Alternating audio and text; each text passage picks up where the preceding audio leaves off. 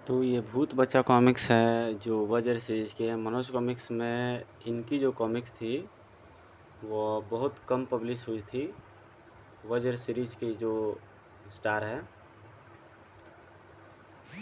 और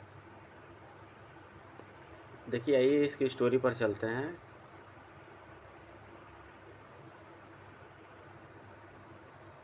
वज्र अपने जीवन के कुछ दिन और जीना चाहता है तो बता दे भूत बच्चा का दिल तूने कहाँ छिपाया है, वरना भूत बच्चा तेरे जिस्म के टुकड़े ऐसे जगह छिपा देगा कि तू 7 जन्म तक उन्हें नहीं खोज पाएगा।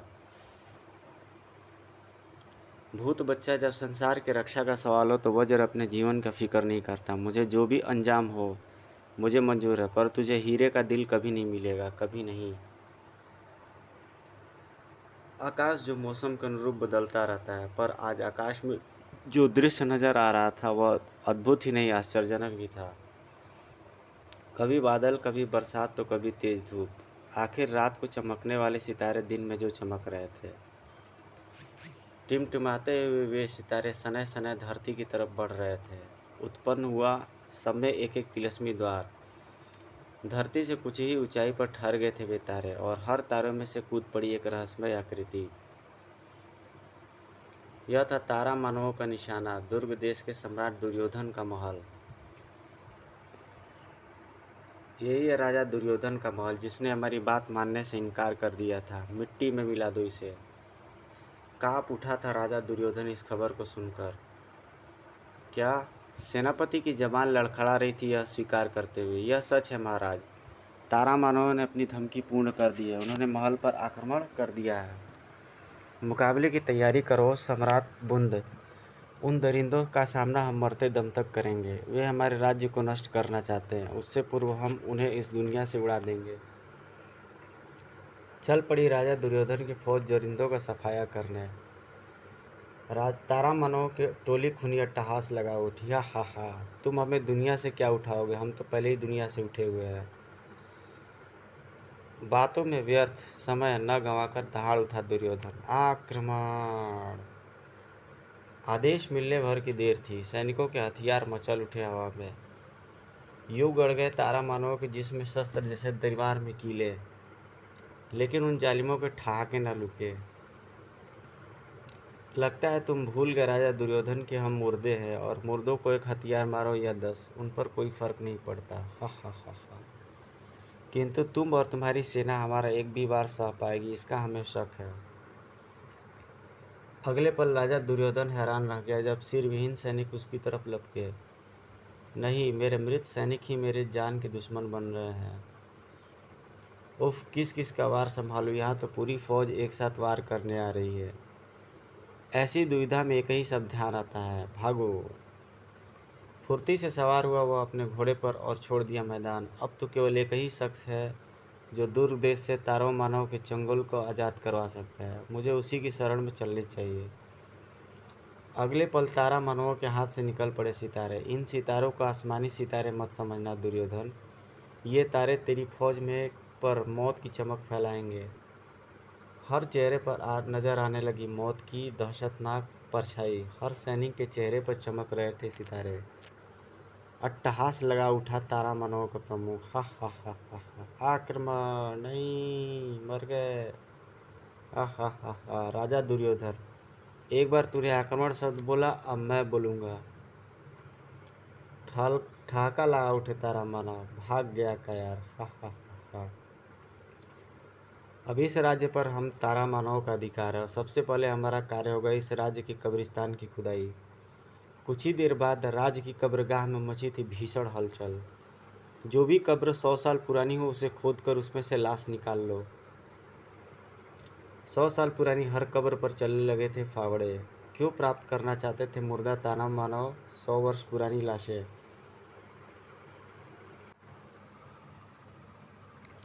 अब इस राज्य पर हम तारा मानव का अधिकार है, और सबसे पहले हमारा कार्य होगा इस राज्य के कब्रिस्तान की खुदाई। जो भी कब्र 100 साल पुरानी हो उसे खोद कर उसमें से लाश निकाल लो। कब्रगाह में मौजूद मची थी भीषण हलचल। 100 साल पुरानी हर कब्र पर चलने लगे थे फावड़े। क्यों प्राप्त करना चाहते थे मुर्दा तारा मानव 100 वर्ष पुरानी लाशें हैं। 100 साल पुरानी लाशें लेकर उड़ चले तारा मानव। स्वामी भूत बच्चा इन लाशों को देखकर खुश हो जाएंगे। इधर राजा दुर्योधन पहुंच चुका था वज्र के पास। वज्र, हम लूट गए, बर्बाद हो गए। राजा दुर्योधन, आप अचानक, सब खैरियत तो है? वह दुष्ट हमारे राज्य के कब्रिस्तान में दफन 100 बरस पुरानी लाशें पाना चाहता था। हमारे इनकार से क्रोधित होकर उसने अपने तारा मानवों को भेजकर हमारे राज्य को शमशान में बदल दिया। सुनाने लगा दुर्योधन अपनी आंसू भरी आप बीती। पर कौन है वो? क्या नाम है उस शैतान का? वह शैतान है भूत बच्चा। हाँ, मैं हूँ भूत बच्चा, तुम जैसे नकारा तारा मानव का स्वामी, जो आज तक मेरी पूर्व जन्म की लाश ढूंढ कर नहीं ला सके। तुमने भूत बच्चा को नाराज कर दिया है। सुना तुमने, भूत बच्चा को नाराज कर दिया तुमने। सिरन से भरे थे हर ताना मानव के क्षेत्र। हम माफ़ी चाहते हैं पर कोशिश जारी है। नहीं, भूत बच्चा का स्वर जहरीला था। नहीं, तुम मुर्दों की तारा शक्ति के बल पर जिंदा रखने का कोई लाभ नहीं है मुझे, और जिससे भूत बच्चा को लाभ नहीं होता उससे बहुत बड़ी हानि पहुंचा देता है भूत बच्चा। तारा मानव के चक्कर में पड़ा रहा तो ढूंढ ली मैंने अपनी पूर्व जन्म की लाश। मुर्दों की राख से बने ढेर पर खड़ा हो गया भूत बच्चा। भूत बच्चा के हाथों से निकली आग ने धधका दिए थे तारा मानवों के शरीर। शीघ्र ही वीराने में स्थित एक सुनसान मैदान के ऊपर हवा में स्थिर था भूत बच्चा। अपने पूर्व जन्म की लाश अब भूत बच्चा स्वयं खोजेगा, और अपनी लाश ढूंढने के लिए मुझे एक जाल फैलाना होगा। ऐसा खूबसूरत जाल जो संसार के सभी राजाओं को अपने रूप सौंदर्य के बल पर अपनी ओर आकर्षित कर उन्हें अपनी जकड़ में लपेट सके। भूत बच्चा की अद्भुत शक्ति ने वीराने में बसा दिया था एक छोटा सा राज्य। अगले दिन संसार के समस्त राजाओं के पास पहुंचे थे स्वयंवर के निमंत्रण पत्र। कांचा देश के राजा चीना की पुत्री राजकुमार कंचन के स्वयंवर का निमंत्रण पत्र। किंतु यह देश है कहाँ? हम तो पहली बार इसका नाम सुन रहे हैं। कोई अनजान प्रदेश लगता है, तभी तो वहाँ तक पहुँचने का नक्शा भी संलग्न है निमंत्रण पत्र के साथ। चाहे पाताल ही क्यों न बसा हो कांचा देश, इस सुंदरी को पाने के लिए मैं भी वहाँ जाऊँगा। वज्र के पास भी पहुँचा था निमंत्रण पत्र। राजकुमारी कंचन, आओ राजा दुर्योधन, हम भी स्वयंवर में चलेंगे। वज्र, मुझे अपने राज्य की चिंता सता रही है, और तुम हो कि मेरी मदद करने के बजाय स्वयंवर में हिस्सा लेने जा रहे हो। तुम गलत समझ रहे हो दुर्योधन, मैं स्वयंवर में हिस्सा लेने नहीं बल्कि इसलिए जा रहा हूँ क्योंकि मुझे डर है तुम जिस भूत बच्चा के शिकार पर हुए हो वह भूत बच्चा एक ही स्थान पर सहसा के समस्त राजाओं को एकत्रित देख कहीं उन्हें कोई नुकसान पहुँचाने की कोशिश न करे, समझे। दुर्योधन अपने कहे शब्दों पर क्षमा मांग उठा। ओह, माफ़ करना वज्र, मैं समझा था कि तुम विवाह की कामना लेकर स्वयंवर में जा रहे हो। कांचा महल के राज दरबार में उपस्थित समस्त देशों के राजा उपस्थित थे। सबकी मंत्रमुग्ध निगाहें जमी थी सिंहासन के पास वरमाला लिए अद्वितीय सुंदरी राजकुमारी कंचनपुर। इसी पल सिंहासन छोड़कर उठ खड़ा हुए राजा चीना। स्वयंवर में आए सभी मेहमानों का हम स्वागत करते हैं। जैसा कि आप जानते हैं कि हर स्वयंवर की एक शर्त होती है जिसे पूर्ण करना आवश्यक होता है, उसी प्रकार इस स्वयंवर की शर्त है यह तस्वीर। उपस्थित राजा कान लगाए राजा चीना की आवाज़ सुन रहे थे। यह तस्वीर 100 साल पूर्व एक तांत्रिक की है। इसका नाम क्या है यह हम नहीं जानते, पर 100 साल पूर्व यह तांत्रिक रहस्यमय परिस्थितियों में मारा गया था और किसी राजा ने इसकी लाश अपने कब्रिस्तान में दफन कर दी थी। जो भी इस लाश का पता हमें बताएगा वही राजकुमारी कंचन का हाथ थामने का हकदार होगा। वज्र के कानों में फुसफुसाहट फटी दुर्योधन ने। वज्र, एक बार फिर 100 साल पुरानी लाश के बाद सामने आ रही है। मुझे यह मामला भूत बच्चा से संबंधित लगता है। मेरा भी यही विचार है, आगे देखते हैं क्या होता है। इधर आगे बढ़ा सुंदर नगर का राजकुमार कुंदरा। इस तांत्रिक की लाश मेरे राज्य में है। इतना कहना था कि गजब हो गया। रोशनी का एक तेज झमाका सबकी आंखें चौंधिया गया, और जब आंखें पुनः देखने लायक हुई तो न वहाँ महल था, न राजा चीना, न राजकुमारी कंचन। बस खा तो एक अद्भुत नज़ारा। वह वज्र, ये तो भूत बच्चा है। भूत बच्चा? जी हाँ, सामने भूत बच्चा जो वातावरण में अपनी जहरीली हंसी घोल रहा था। हा हा हा हा हा हा हा हा हा। राजा कुंदरा, अब तुम मुझे अपने राज्य से 100 साल पुरानी वह रास ला कर दोगे। आश्चर्य में भरा राजा कुंदरा फुफकार उठा, नहीं भूत बच्चा, वह लाश मैं तुझे हरगिज नहीं दे सकता। भूत बच्चा को जिससे लाभ नहीं होता उससे बहुत बड़ी हानि पहुंचा देता है भूत बच्चा, इसलिए इनकार मत करना। भूत बच्चा की मानसिक शक्ति से बने शस्त्र को काटा वज्र की तलवार ने। हाँ कर दे मूर्ख, वरना भूत बच्चा के मानसिक शस्त्र तेरी गर्दन उड़ा देंगे। टन। भूत बच्चा, तेरे लिए वह लाश मैं लेकर आऊँगा। वज्र को मानसिक शक्ति से पिंजरे से बाहर निकाल लिया आश्चर्यचकित भूत बच्चा ने। कौन हो तुम? वज्र, पर वह लाश लाने से पहले मैं जानना चाहता हूँ तुम्हारा उस लाश से क्या संबंध है। एक जबरदस्त रहस्य खोला भूत बच्चा ने। वह लाश मेरी है, मेरे पूर्व जन्म की लाश, बस इतना ही जान लो। बाकी तब बताऊंगा जब तुम लाश लेकर आओगे। ठीक है भूत बच्चा, मैं लाश लेकर आऊँगा, पर मेरी दो शर्तें हैं। पहली यह कि जब तक मैं वापस ना आऊँ तुम इन राजाओं को कुछ नहीं कहोगे। दूसरा यह कि राजा कुंदरा भी मेरे साथ चलेंगे। मुझे तुम्हारी शर्त मंजूर है वज्र, पर एक बात याद रखना, तुम्हारी जरा सी भी चालाकी इन सब की लाशें गिरा देंगी। चल पड़ा राजा कुंदरा के साथ वज्र। महाराज कुंदरा, यदि भूत बच्चा के पूर्व जन्म की लाश वाकई आपके राज्य में है तो आप अवश्य उसके बारे में कुछ न कुछ जरूर जानते होंगे। क्या आप बताएंगे वह लाश किसकी है? उसमें ऐसी क्या विशेषता है जिसके कारण भूत बच्चा वह लाश प्राप्त करना चाहता है? तुम उस लाश के विषय में जानना चाहते हो तो वह जरूर सुनो। वह लाश हमारे दादा श्री गाजा सिंह के ज़माने के मशहूर तांत्रिक पीर बाबा की है। हमारे दादाश्री के दरबार में प्रेत बाबा को विशेष स्थान प्राप्त था, क्योंकि अनेकों बार उसने अपनी शक्तियों के बल पर शत्रु और देवी विद्याओं से राज्य की रक्षा की थी। प्रेत बाबा हर समय अपनी शक्तियां बनाने के लिए अनुष्ठान करता रहता था, परंतु कोई न जानता था कि राज्य के रक्षक प्रेत बाबा भक्षक बन चुका है, जिसका परिणाम था राज से अचानक ही बच्चे का गायब होने की घटना है। महाराज, बच्चों के अचानक गायब होने से जनता अत्यंत दुखी है। हम भी बहुत परेशान हैं सेनापति, इसलिए हमने यह फैसला लिया कि हम स्वयं इस बात का पता लगाएंगे। उस रात अंधेरा छाते ही एक रहस्यमय साया सड़क पर निकल आया था और उसका शिकार थे मासूम बच्चे। नहीं, मेरे लल्ला को मत ले जा दुष्ट। पर उस दिन उस जालिम का नसीब ही खराब था, क्योंकि उसी की तलाश में निकले हुए थे हमारे दादाश्री अर्थात राजा गाजा सिंह। हाँ दुष्ट, आज तू मेरे हाथों नहीं बच सकता। साये के हाथों में थमा शस्त्र चमक उठा। मेरे रास्ते से हट जा गाजा सिंह, मेरे आका मेरा इंतजार कर रहे होंगे। दादाश्री ने उस शैतान का मुकाबला करना चाहा। तेरे हलक से तेरे आका का नाम अभी उगलवा लूँगा मैं। अपनी हर कोशिश में नाकामयाब रहे राजा गाजा सिंह।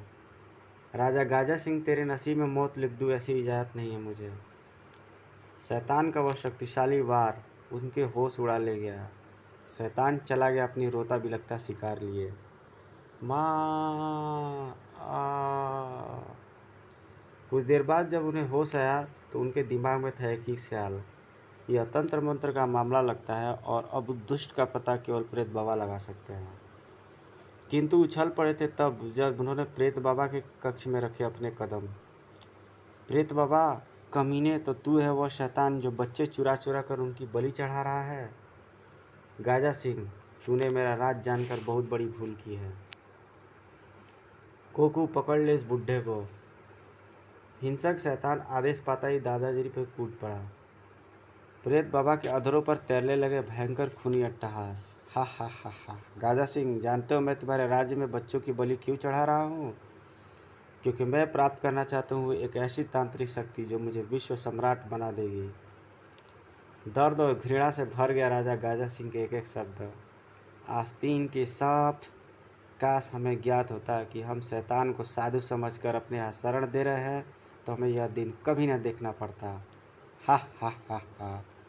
यानी मुझे पहचानने में तुमसे गलती हो गई है और प्रेत बाबा हर गलती की एक ही सज़ा देता है, सिर्फ मौत। हमें मार कर तू भी नहीं बच पाएगा शैतान, मेरा बेटा सेना के साथ पहुंचता ही होगा। जब तक वह आएगा तब तक मैं वह अद्भुत शक्ति प्राप्त कर लूँगा गाजा सिंह, जिसके सामने तेरी सेना तो क्या, संसार की समस्त सैन्य शक्ति तुच्छ होगी। कोकू, अब देर न कर, उतार दे इस बुढ़े की गर्दन। इसी पल चमकी खड़क और उतर गया धड़ से शीश। आ हा हा हा हा। प्रेत बाबा का रास्ता रोकने चला था मूर्ख, बलि की तैयारी करो कोकू। मगर बच्चा वहाँ था कहाँ? अरे कोकू, वह बालक कहाँ गया? लगता है स्वामी मौके का लाभ उठाकर भाग गया। वह बस दूसरी बलि लेकर आता हो। परेशानी की सिलवटी उभर आई प्रेत बाबा के मस्तिष्क पर। नहीं कोकू, तब तक बलि का वक्त टल जाएगा। अब तो सिर्फ एक ही उपाय है। नहीं आका, देर मत कोकू, प्रेत बाबा अपना जीवन दांव पर लगा रहा है और तुम काँप रहे हो। नहीं, मुझसे यह नहीं होगा। कोकू की खड़ग उठी। मैं जानता हूँ आका कि आपकी मौत के बाद मेरा भी अस्तित्व खत्म हो जाएगा, फिर भी मैं आपका आदेश मानने के लिए आपके शब्दों से बंधा हूँ।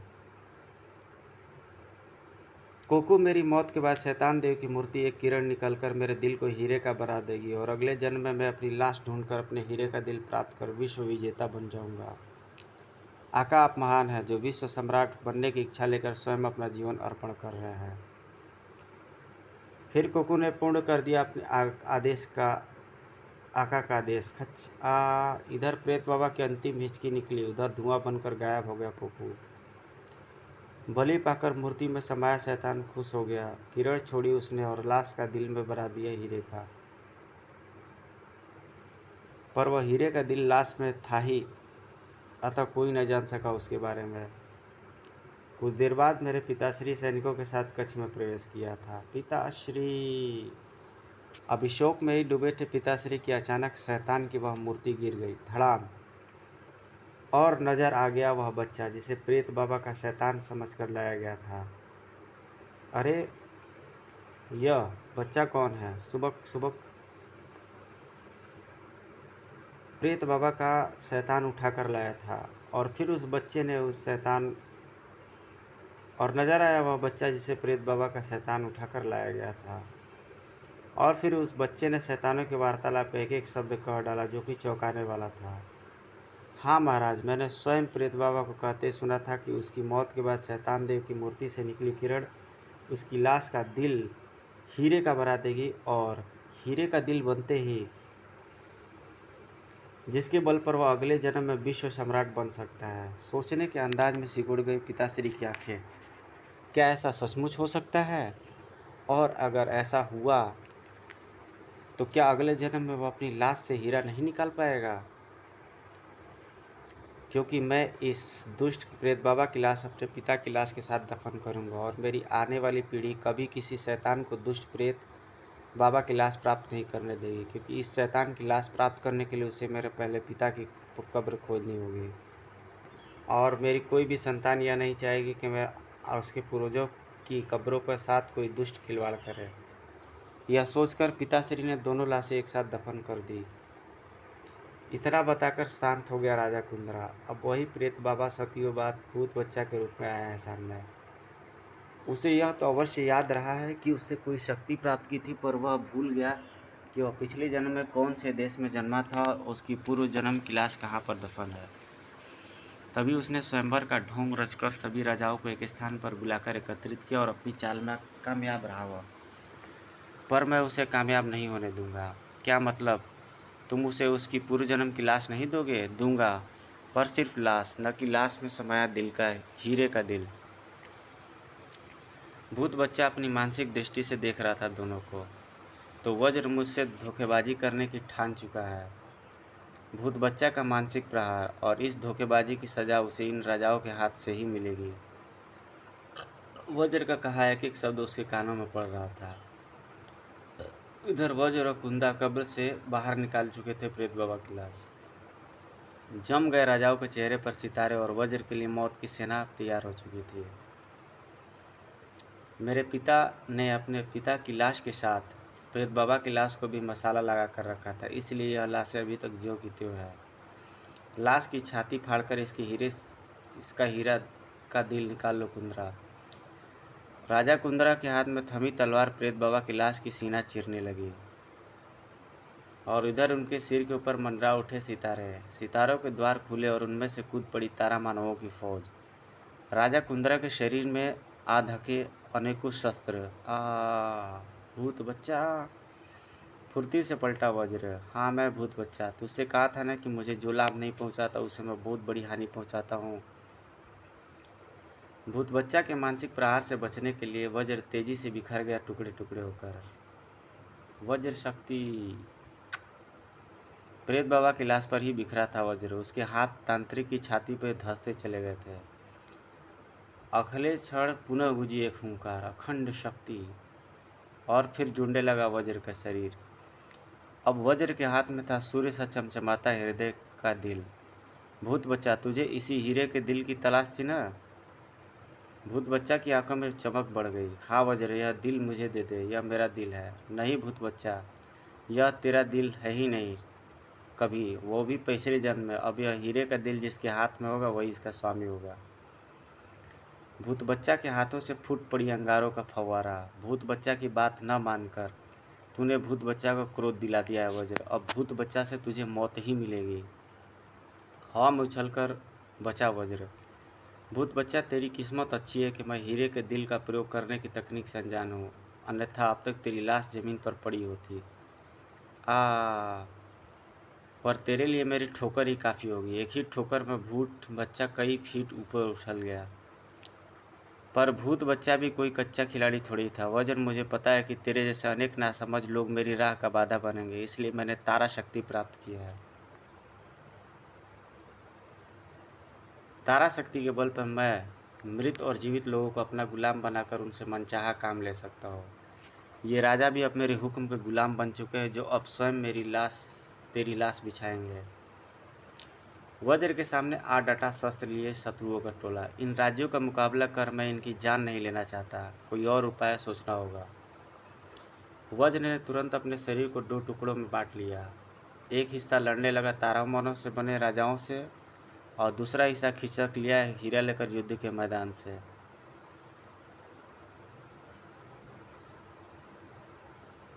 और जब तक भूत बच्चा का ध्यान गया वज्र की ओर, तब तक बहुत देर हो चुकी थी। ओह, वज्र का निचला हिस्सा तो है ही नहीं। चीख उठा वह हलक फाड़ के, रुक जाओ सब। ठहर गए सब के सब। एक धारदार सन्नाटा खिंच गया वहाँ। वज्र, हीरे का दिल कहाँ है? हाँ हाँ हाँ भूत बच्चा, वह तो कब का ऐसी जगह पहुँच गया है जहाँ से तुझे उसकी गंध भी न मिलेगी। क्रोधित भूत बच्चा के मस्तिष्क से फूट पड़े चार बाण। मानसिक शक्ति से बने बाणों ने वज्र को बिखार दिए चार टुकड़ों में। हिंसक भेड़िए सा घुर्रा उठा भूत बच्चा। मैं आखिरी बार कह रहा हूँ वज्र, बता दे मेरे हीरे का दिल कहाँ है, वरना तेरे जिस्म के हिस्सों को ऐसी जगह छुपा दूंगा जहाँ से तू लाख चाहने पर भी ढूंढ नहीं पाएगा। हंसा तीर से बंधा वज्र का एक हिस्सा यानी सिर। हा हा हा भूत बच्चा, तू लाख सिर पटकले पर मेरे मुंह से हीरे के दिल के बारे में एक शब्द भी न जान सकेगा। आंखें सुर्ख हो गई भूर्ग बच्चा की। वज्र, यदि तू यह चाहता है कि तू यही सही, मैं तो किसी तरह पता लगा लूंगा कि मेरा हीरे का दिल कहाँ छिपा है, पर तू अब 7 जन्मों तक अपने जिस्म का संपूर्ण नहीं कर पाएगा। एक संकेत पाते ही चारों दिशाओं में चल दिए चारों बाण। हा हा हा हा वज्र, मुझे जिससे लाभ नहीं पहुंचता उसे मैं बहुत बड़ी हानि पहुंचाता हूँ, यह आज तू भी जान जाएगा। हा हा हा हा हा हा हा हा। तीरों से बंधे वज्र के चारों टुकड़े उड़ चले अनजान दिशाओं की ओर। पहला तीर जिसमें बंधा था वज्र का धड़ और लटक रहा था मटका देश में। उफ, यह क्या चीज गिरी आ गिरी। कुम्हार 8वें अजूबों के समान देख रहा था धड़ को। यह क्या बला है, पहले तो कभी नहीं देखी। इसी पल बोला वज्र का धड़, यह कौन सा देश है भाई? धड़ को बोलते देखकर कुमार की आंखों में दहशत के भाव जाग उठे। भूत! वज्र का धड़ भी फुरकते हुए उसके पीछे बोली, अरे रे डरो मत भाई, मैं तुम्हें कोई नुकसान नहीं पहुंचाऊंगा।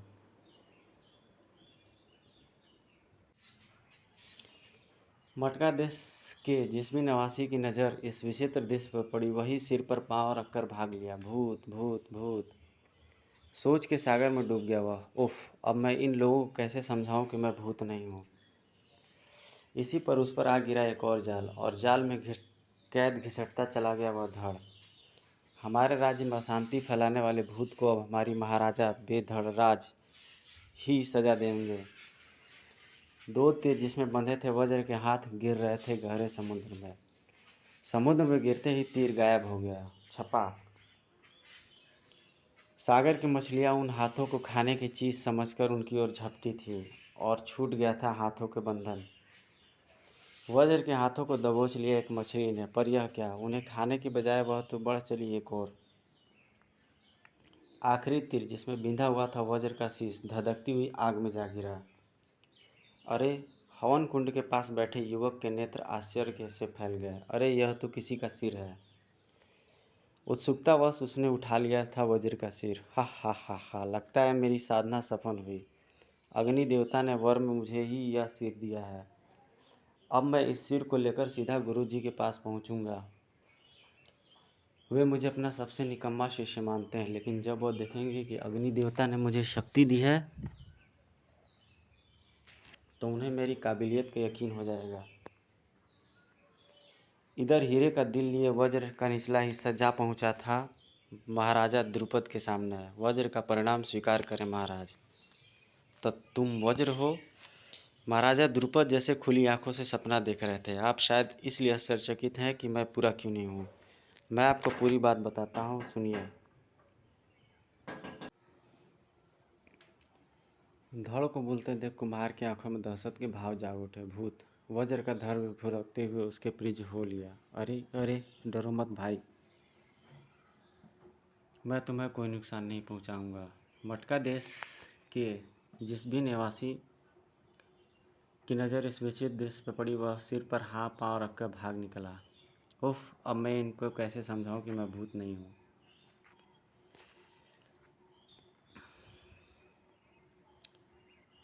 इधर यह मछली वज्र का शरीर लेकर के कहीं दूसरी दिशा में चल पड़ती है। वज्र का निचला भाग बीती घटना बताता चला गया द्रुपद नरेश को, और तब जाकर यकीन के भाव आए थे राजा द्रुपद की आंखों में। वज्र तुम्हारा हर हिस्सा अलग होकर स्वतंत्र रूप से बोल और सोच सकता है, यह राज हमें आज ही पता चला है। राजा, अपनी इस शक्ति के बल पर ही मैं हीरे का दिल भूत बच्चा के हाथों से बचा कर लाया हूँ महाराज, पर मुझे इसकी डर है कि यदि वह इसकी तलाश में यहाँ तक आ पहुँचा तो अपने वर्तमान स्वरूप में मैं उसका मुकाबला नहीं कर पाऊँगा। अतः आप हीरे को कि दिल को किसी ऐसी जगह छिपा दें जहाँ भूत बच्चा का साया भी न पड़ सके। और राजा द्रुपद ने उठा लिया हीरे का दिल। यह दिल मैं अपने तपस्वी भाई अमर शक्ति के पास पहुँचा देता हूँ। वो मेरे लिए जान कुर्बान कर देगा, पर हीरे का दिल किसी को भी नहीं ले जाने देगा। चढ़ पड़ा था व्रज के शरीर का निचला हिस्सा अपने बाकी शरीर की खोज में। धन्यवाद, अब मैं चलता हूँ। अपने ऊपरी हिस्से की फिक्रें सिता रही है मुझे वहीं चलना चाहिए जहाँ भूत बच्चा और मेरे बीच युद्ध चल रहा था। उधर भूत बच्चा की निगाहों में आग भरी हुई थी। वज्र का आधा हिस्सा हीरे का दिल निकल भाग तो जरूर गया है, परंतु वह मेरी नज़रों से छुपा नहीं रहेगा। बस एक बार हीरे का दिल मेरे हाथों में आ जाए, फिर उसकी मौत ऐसी होगी जैसी आज तक किसी ने नहीं सोची थी। पृथ्वी का एक एक हिस्सा उसकी मानसिक शक्ति से चलचित्र की भांति उसकी आंखों के नीचे से गुजर रहा था। इधर राजा द्रुपद सौंप चुके थे हीरे के दिल अमर शक्ति के संरक्षण में। भाई अमर शक्ति, चाहे जो भी हो, तुम्हें इस हीरे के दिल की रक्षा करनी है, यह हमारे मान सम्मान का प्रश्न है। अमर शक्ति ने कसम ली, मुझे तुम्हारी कसम है भैया, जब तक मेरी जान में जान है इसे कोई नहीं छू सकता। किंतु वह जिसके पास थी दिव्य दृष्टि, उस आंखों से कहाँ बात पाता यह दृश्य। अमर शक्ति, अब तेरे जिंदा रहते ही भूत बच्चा प्राप्त करेगा तुझसे अपना हीरे का दिल। फिर निश्चिंत होकर लौट पड़ा राजा द्रुपद। अब उड़ चला भूत बच्चा। यह समझ में नहीं आता कि वह हीरे का दिल वज्र के बजाय अमर शक्ति के हाथों में कैसे पहुंच गया। उधर वज्र का धड़ देखकर मटका देश के राजा बेधड़राज की आंखें आश्चर्य से फैल रही थीं। विचित्र से लगने वाली यह चीज़ क्या है गुरुदेव? यह वह चीज़ है राजन जो बदनसीबों से हमारे देश के लोगों के पास नहीं होती, यानी यह धड़ है। पर यह समझ में नहीं आया कि वह हीरे का दिल वज्र के बजाय अमर शक्ति के हाथों में कैसे पहुंच गया। धड़ का नाम सुनकर खुशी से नाक उठा बेधड़राज। धड़, यह धड़ है? हमने सुना है कि संसार के सभी लोगों के पास धड़ होता है। गुरुदेव, आप तो कई शक्तियों के स्वामी हैं, अपनी शक्ति से यह धड़ मुझे लगा दीजिए। नहीं राजन, यह प्रकृति के खिलाफ होगा। विधाता ने हमारे शरीर बेधड़ ही बनाए हैं, इन्हें ऐसे ही रहने दें। बेधड़राज जीत पर उतर आया। नहीं गुरुजी, हम यह धड़ अवश्य लगवाएंगे अपनी कमर पर। अब हम मटके नहीं पहनेंगे। तब तक शांत और वज्र का धड़ एकाएक बोल उठा, आपके गुरुदेव ठीक कर रहे हैं बेधड़राज जी, मैं वज्र का धड़ हूँ, कृपया मुझे मेरे देश में पहुँचा दें। नहीं नहीं, यह धड़ कब कहीं नहीं जाएगा, बल्कि हमारे शरीर में लगेगा, वरना हम इस धड़ के टुकड़े टुकड़े कर देंगे। अच्छा, तो तुम मेरी प्रार्थना का जवाब धमकी से दे रहे हो? धड़ ने मारा एक झटका तो टूट पड़े सारे बंधन। आज के बाद किसी की प्रार्थना को कायरता समझने की भूल मत करना बेधड़राज, वरना सदैव घाटा उठाओगे। बेधड़राज की आंखें सुलग उठी। सैनिकों, टुकड़े टुकड़े कर डालो इस धड़ के। पर सैनिकों की तलवारें उठती उससे पहले उछला यह धड़। बेधड़राज, मैं चाहूँ तो तुम्हारे सैनिकों को मात दे सकता हूँ,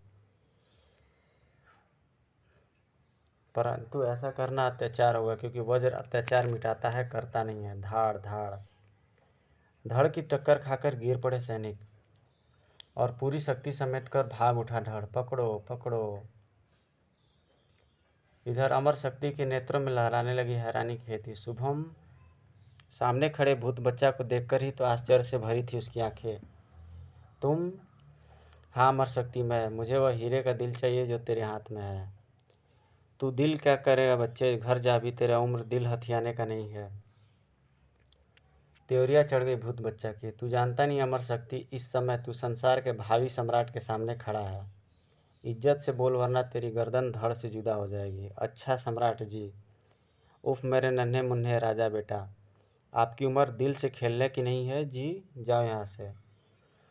ठीक, बहुत हो गई इज्जत, अब भाग जाए यहाँ से, वरना एक चपेट दूंगा। अमर शक्ति, तेरे शब्द, तेरी नीयत साफ बता रहे हैं कि तू मुझे हीरे का दिल ऐसे ही नहीं देगा।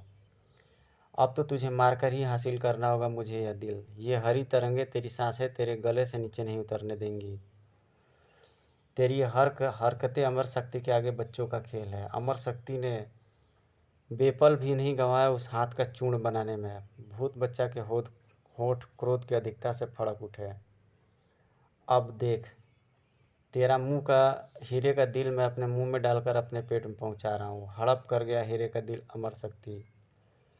अमर शक्ति, तेरी ये हरकत का मतलब है कि तू भूत बच्चा को लाभ नहीं पहुंचाना चाहता, और जिससे भूत बच्चा को लाभ नहीं पहुंचता उसे भूत बच्चा बहुत ही बड़ी हानि पहुंचा देता है। मुझे हानि पहुंचाकर सबसे बड़ी हानि तो तुम उठाओगे भूत बच्चा, क्योंकि मेरी पेट में मौत के बाद मेरे पेट में रखी हर वस्तु नष्ट हो जाएगी, चाहे वह हीरे का दिल हो या पत्थर का। तब भूत बच्चा पहली बार घबराया। क्या?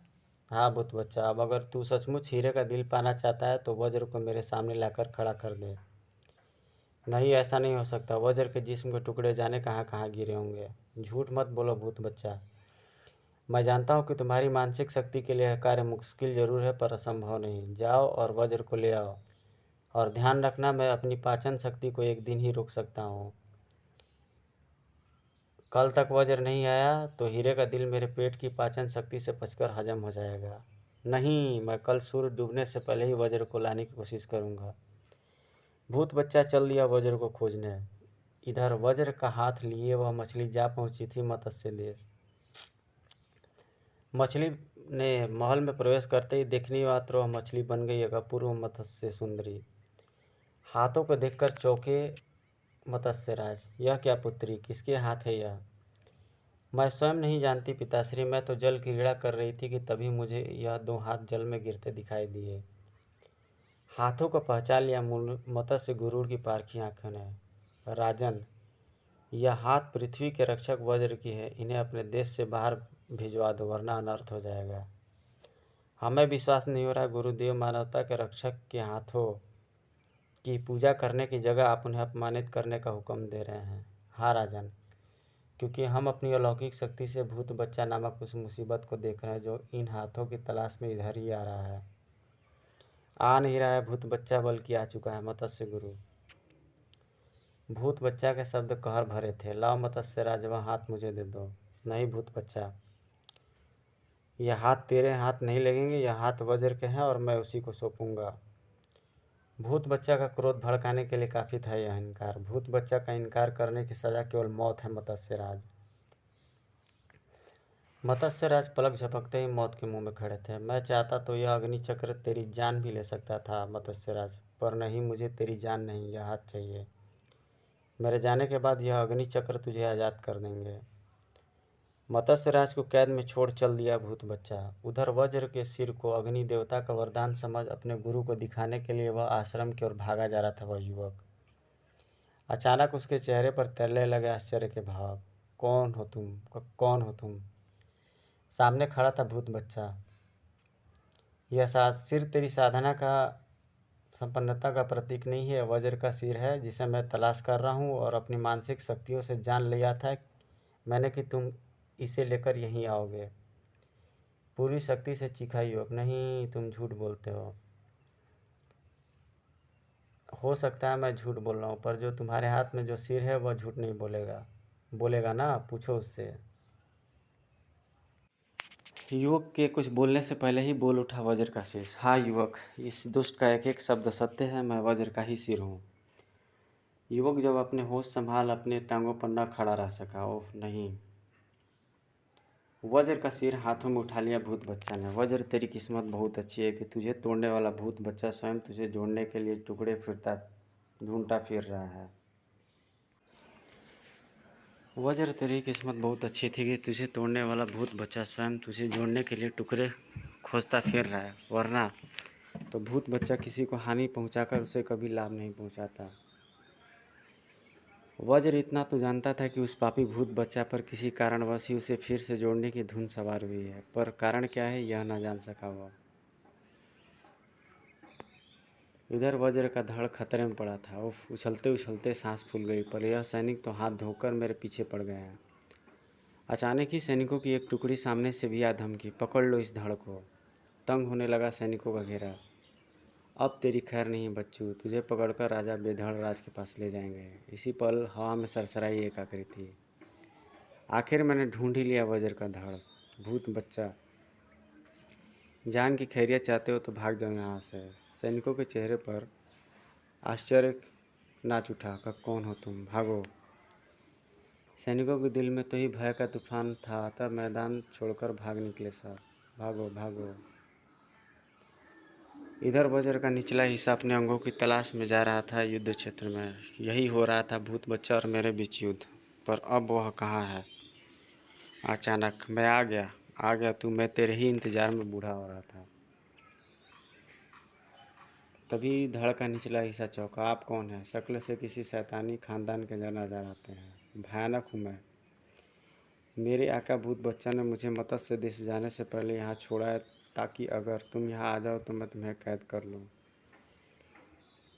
पर तेरा आका भूत बच्चा मत्स्य देश क्यों गया है? समझता नहीं यार। वहाँ तेरे हाथ पड़े हैं, उन्हें लाने गए हैं वो। उसके बाद उन्हें तेरा धड़ लाने मटका देश और फिर सिर लेने तपोवन जाना है। बातों ही बातों में भूत बच्चा से अमर शक्ति से मिलने की राम कहानी कर डाली भयानक ने। असलियत जानकर धड़ से निकलने वाले शब्द क्रोध के अंगारे में निपट गए। भयानक, तूने यह बता कर कि मेरे जिस्म के अंग कहाँ है, बहुत बड़ी गलती की है। अब तुझे मौत के घाट उतार कर मैं उन्हें तलाश कर अपना वास्तविक रूप प्राप्त कर लूँगा। और मेरे आका भी तो यही चाहते हैं। फिर तू बेकार मेहनत क्यों करता है? क्योंकि तेरा आका वज्र को पूरा करके उसे अमर शक्ति को देकर हीरे का दिल पाना चाहता है, जबकि मैं चाहता हूँ कि जब वज्र पूरा हो तो मौत भूत बच्चा की हो। सह नहीं पाई भयानक की मोटी गज गर्दन वज्र के पाँव के दबाव और टूटकर एक और लटक गई। कड़ाक! उठ खड़े हुए वज्र के पाँव। अब मुझे तलाश करने अपने अंग, ताकि भूत बच्चा का आतंक शीघ्र समाप्त कर सकूं। मेरी तलाश मैं पूरी कर चुका हूँ। वज्र, ले संभाल अपने जिस्म के हिस्सों और अपने पूर्व रूप में लौटा, ताकि तुझे अमर शक्ति को सौंप कर मैं अपना हीरे का दिल तलाश कर सकूं। वज्र के जिस्म का हर हिस्सा चीख पड़ा। अगले पल सामने खड़ा था वज्र, जिसकी जुबान से बरस रहे थे अंगारे। मुझे पूर्ण रूप देकर तुमने अपने जीवन की सबसे बड़ी गलती कर गए हो भूत बच्चा। जब तक मैं तुम्हारे हाथ नहीं आऊँगा, जब तक अमर शक्ति अपने पेट में पड़े तुम्हारे हीरे के दिल को पचा नहीं लेता। भूत बच्चा भयंकर हो उठा था। वज्र, आज पहली बार भूत बच्चा उनको हानि पहुंचाने वाला है जिन्होंने भूत बच्चा को हानि नहीं पहुंचाई। प्रचंड शक्ति, अखंड शक्ति, क्या मतलब? भूत बच्चा मतलब का जवाब था भूत बच्चा की महातारा शक्ति। यह महातारा अब इस देश में इतनी मारकाट मचा देगा कि रक्त की नदियाँ बह उठेंगी, और तब तक मारकाट मचाता रहेगा जब तक तू स्वयं को मेरे हवाले नहीं करता। यह सिर्फ मैं इसलिए करूँगा कि तू मानवता का हिमायती है और मेरी पकड़ में नहीं आ रहा है। चीख उठा आने वाला तबाही को भांपकर वज्र, नहीं दुष्ट मत कर अपना घिनौना खेल, तो फिर आजा मेरे शिकंजे में। मजबूर था वज्र, स्वयं को दुश्मन के सुपुर्द कर दिया उसने शीघ्र ही। लो अमर शक्ति वज्र अब तुम्हारे सामने है, अब हीरे का दिल मुझे दो। हीरे का दिल अब तुम्हें कभी नहीं मिलेगा भूत बच्चा। कौन? राजा द्रुपद तुम्हारी हिम्मत कैसे हुई ऐसा कहने की? सच्चाई को झुटलाया नहीं जा सकता भूत बच्चा। हीरे के दिल का अस्तित्व मिटाने के लिए अमर शक्ति आत्महत्या कर चुका है। नहीं, ऐसा नहीं हो सकता। ऐसा ही हुआ है भूत बच्चा, तुम्हारे जाने के बाद अमर शक्ति ने मुझे बुलवा भेजा था। कहो अमर शक्ति कैसे याद किया मुझे? भाई मैं आत्महत्या करना चाहता हूँ। यह सुनकर हमारे पांवों तले ज़मीन खिसक गई। क्या? और जवाब में कह डाला अपने से भूत बच्चा के मिलने का पूरा वृत्तांत अमर शक्ति ने। और भाई, मैंने उसे झूठ बोल दिया है कि अपने पेट की पाचन शक्ति को मैं कल तक संभाले रख सकता हूँ और फिर मैं हीरा पचा जाऊँगा, जबकि हीरा ऐसी चीज़ है कि जो पचाया नहीं जा सकता। लेकिन यह भी सच है मेरे कि भाई कि मैं मर जाऊँ तो मेरे पेट में रखी हर वस्तु नष्ट हो जाएगी, चाहे वह हीरा ही क्यों न हो। यह सुनकर आंखें भर आई थी मेरी। और तुम इसलिए आत्महत्या करना चाहते हो कि वह हीरे का दिल जो तुम्हारे पेट में है तुम्हारी मौत के साथ नष्ट हो जाए। हाँ भैया, मानवता की रक्षा के लिए मुझे अपना बलिदान देना ही होगा। इस प्रकार अमर शक्ति ने मानवता के सर्वनाश से बचाने के लिए हंसते हंसते अपने प्राण त्याग दिए। हकीकत जानकर क्रोध से चीख पड़ा भूत बच्चा। वज्र, तेरे कारण मेरे पिछले जन्म की सारी मेहनत पर पानी फिर गया है। मैं तुझे जिंदा नहीं छोड़ूंगा। उफ, बाल बाल बचा। मगर वह तो वज्र को विचलित करने के लिए सिर्फ दिखावा था। असली बार तो यह था भूत बच्चा का। वज्र,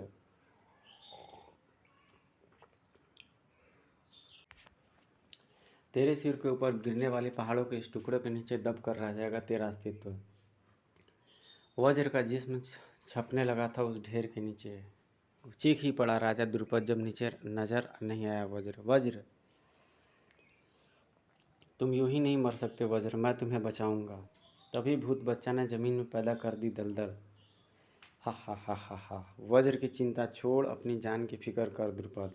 गच्छ, इस दलदल में मिलेगी तुझे एक भयानक मौत। धंस गया था दलदल में द्रुपद का आधा जिस्म। मौत से लड़ने के लिए हाथ पांव मारने लगा वह। वज्र बचाओ। भूत बच्चा के कहे से कपकपा गया सारा वातावरण। हा हा हा हा हा। किसे पुकार रहा है द्रुपद? वह तो कभी का स्वर्ग सिधार चुका, अब नहीं आएगा वो। इसी पल मानो तूफान सा कड़कड़ा उठे, बिजलियाँ सी कड़की, पहाड़ का सीना चीर कर बाहर निकला है ब्रज। भूत बच्चा, तेरे जीवन के अरमान पहाड़ों की इस ढेर की भांति ही चकनाचूर हो जाएंगे। पानी की जबरदस्त बौछार वज्र का सीना रोकने के आगे बढ़ी। मानता हूँ वज्र कि तू बच गया, परंतु द्रुपद को मरने से नहीं बचा पाएगा। आह! छपाक। जलधारा को चीरता हुआ आगे बढ़ना असंभव था वज्र को। अब तो एक ही रास्ता है, धरती पर कीड़े टुकड़े और पल भर में जुड़कर पुनः वज्र का रूप लेने लगे। जल की तेज धार आगे नहीं बढ़ने देगी। खंड शक्ति। जीवन की अंतिम सीढ़ी पर खड़ा था द्रुपद की थाम लिया उसे किसी ने। यह था मानवता का रक्षक वज्र। वज्र में तो अपने आप को जीवन की आशा छोड़ बैठा था। हमारी जान लेना भूत बच्चा के नसीब में नहीं है महाराज। आप अपने जिस्म पर लगा कीचड़ साफ कर लीजिए महाराज, तब तक मैं भूत बच्चा से निपटता हूँ। भूत बच्चा अंतिम मुकाबले के लिए तैयार था। वज्र, तू मुझसे क्या निपटेगा? निपटना तो मुझे है तुझसे, और तू भी अब मेरे मौत के चक्रव्यूह में फंसेगा। कैसा चक्रव्यूह? यह था भूत बच्चा का चक्रव्यूह। आह, यह क्या! मैं स्वयं को संभाल क्यों नहीं पा रहा हूँ। संभल कैसे पाएगा वज्र? यह मेरा बनाया कृत्रिम अंतरिक्ष है जिसे मैंने गुरुत्वाकर्षण शक्ति से ख़त्म कर दी है। अब तू उस शैतान खोपड़ी के मुंह में जलकर मारा जाएगा, जाकर मारा जाएगा। शैतान खोपड़ी मुंह फाड़े हंस रही थी चुड़ैल की भांति। हा हा हा वज्र, तुझे खाकर मैं अपनी भूख मिटाऊंगी। किंतु उसे खाने को मिले वज्र के फौलादी घुसे। पहले तो तेरे दांत देख लूँ कि वे वज्र का जिस्म चबा पाएंगे भी या नहीं। तुझे खाकर अपनी भूख मिटाऊंगा। हा हा हा हा हा। टूटे दांतों से भला क्या चबाती वह वज्र को। इस गुरुत्वाकर्षण के चक्रव्यूह से निकलने के लिए मुझे इस खोपड़ी के मुंह में से पार होना ही पड़ेगा। दूसरी ओर निकलते ही सब कुछ पहला जैसा हो गया। तेरा चक्रवात तो टूट गया भूत बच्चा। अब बोल तेरा क्या हासिल करूं। उस खोपड़ी को मिले वज्र के फौलादी घूसे।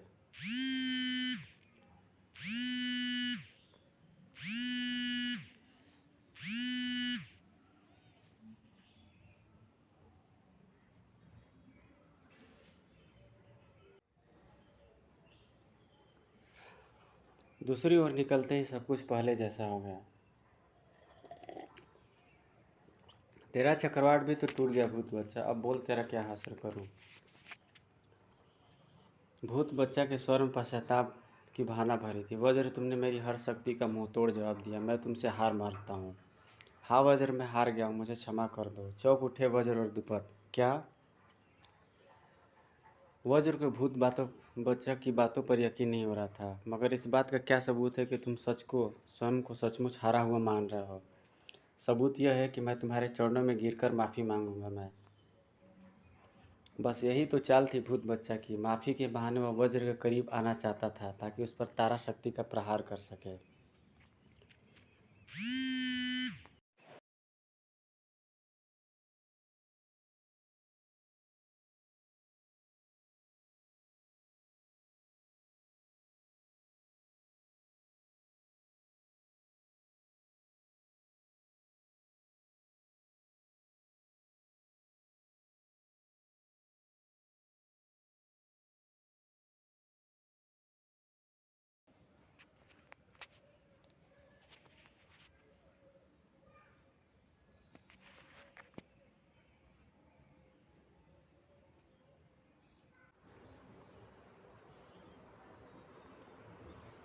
ओह, अगर मैंने इसे सचमुच समय पर न थाम लिया था तो यह मेरी गर्दन उड़ा देता।